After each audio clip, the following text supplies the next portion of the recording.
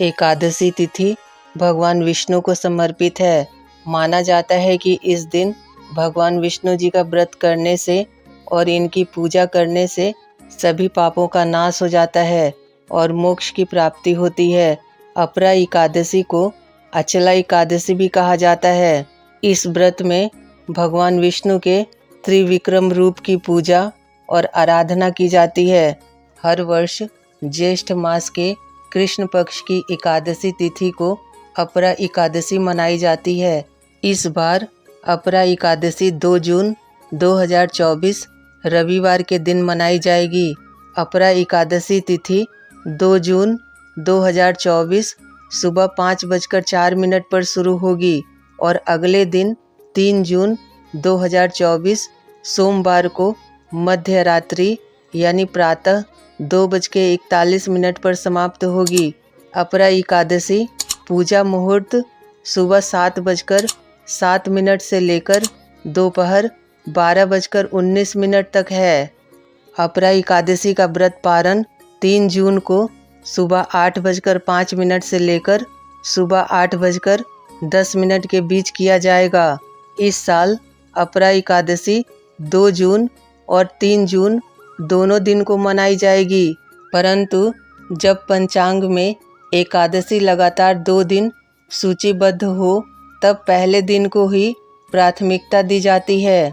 इसलिए गृहस्थ जीवन वालों को पहले दिन का एकादशी व्रत ही करना चाहिए। दूसरे दिन वाली एकादशी को दूजी एकादशी कहते हैं। सन्यासियों और मोक्ष प्राप्ति के इच्छुक श्रद्धालुओं को दूजी एकादशी के दिन व्रत करना चाहिए।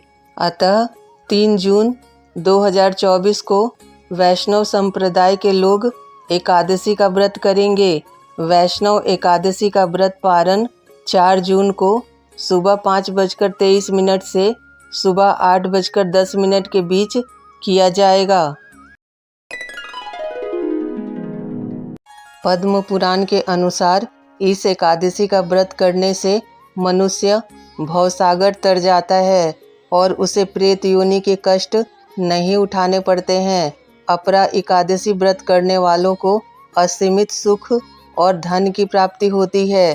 पांडवों ने भगवान श्री कृष्ण के मार्गदर्शन में इस व्रत को करके महाभारत युद्ध में विजय प्राप्त की थी। तीनों पुष्करों में स्नान करने से या कार्तिक माह में गंगा स्नान करने से अथवा गंगा जी के तट पर पितरों को पिंड दान करने से जो फल प्राप्त होता है वही फल अपरा एकादशी का व्रत करने से प्राप्त होता है। इसके प्रभाव से सभी कार्य सिद्ध हो जाते हैं, दरिद्रता दूर हो जाती है, धन ऐश्वर्य कीर्ति मिलती है। इतना ही नहीं, व्यक्ति को कई तरह के रोग दोष और आर्थिक समस्याओं से छुटकारा मिलता है और अक्षय पुण्य की प्राप्ति होती है। इस दिन के शुभ प्रभाव से ब्रह्म हत्या, परनिंदा और प्रेत योनि जैसे पापों से मुक्ति मिल जाती है। इस दिन पूजा पाठ करने से कीर्ति, पुण्य और धन की वृद्धि होती है।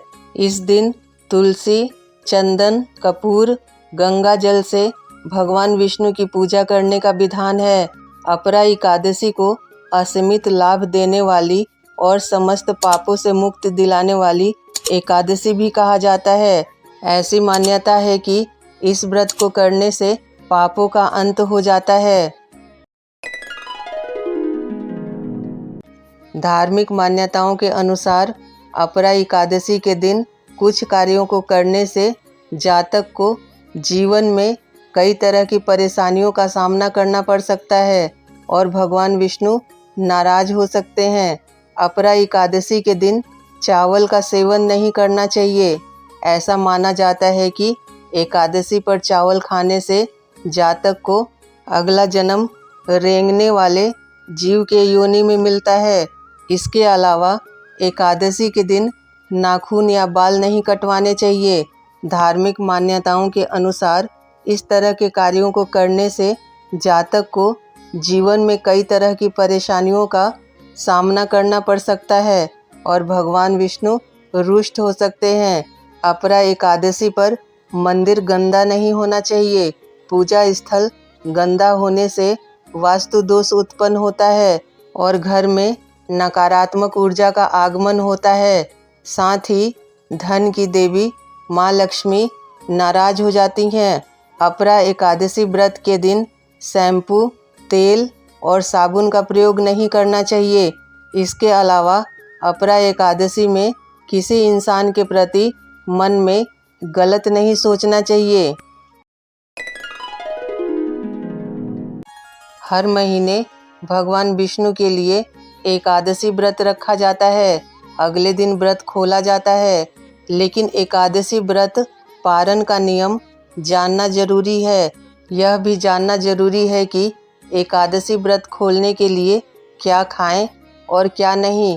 धार्मिक ग्रंथों के अनुसार भगवान विष्णु को तुलसी दल प्रिय है, इसलिए उनकी पूजा में तुलसी ना हो तो वह पूजा या भोग स्वीकार नहीं करते। इसलिए भगवान विष्णु के व्रत में तुलसी का प्रयोग जरूरी है। साथ ही एकादशी व्रत के पारण के लिए भी तुलसी पत्र को मुंह में डालकर पारण खोलना चाहिए। मान्यता के अनुसार आंवले के पेड़ पर भगवान विष्णु का वास होता है, इसलिए आंवले का भी एकादशी व्रत में विशेष महत्व होता है। एकादशी व्रत का पारण करने के दौरान आंवला खाना चाहिए। इससे अखंड सौभाग्य, आरोग्य और संतान सुख की प्राप्ति होती है। एकादशी व्रत में चावल खाने पर रोक है, इसलिए एकादशी व्रत पारण चावल खाकर करने का नियम है। मान्यता है कि एकादशी के दिन चावल खाने से मृत्यु के बाद प्राणी का जन्म रेंगने वाले जीव की योनि में होता है, लेकिन द्वादशी के दिन चावल खाकर व्रत का पारण करने से इस योनि से मुक्ति मिल जाती है। सेम को कफ और पित्त नाशक माना गया है। ऐसे में पारण के समय सेम को अच्छे भोज्य पदार्थ के रूप में माना जाता है। मान्यता है कि एकादशी व्रत पारण के लिए पकाए जा रहे भोजन में गाय के घी का प्रयोग जरूर करना चाहिए। ये सेहत के लिए अच्छा होता है। एकादशी व्रत पारण में मूली, बैगन, साग, मसूर की दाल, लहसुन, प्याज आदि का प्रयोग नहीं करना चाहिए, क्योंकि बैगन पित्त दोष और उत्तेजना बढ़ाता है और मसूर की दाल अशुद्ध मानी जाती है। वहीं मूली की तासीर ठंडी होती है, इसलिए यह व्रत के ठीक बाद सेहत के लिए सही नहीं होती है। इसके अलावा लहसुन, प्याज तामसिक भोज्य पदार्थ माना जाता है, इसलिए व्रत पारण में इसका प्रयोग नहीं करना चाहिए। इसकी अनदेखी पर उत्तेजना, क्रोध, हिंसा और अशांति की भावना मन में बढ़ती है। जय श्री हरि विष्णु।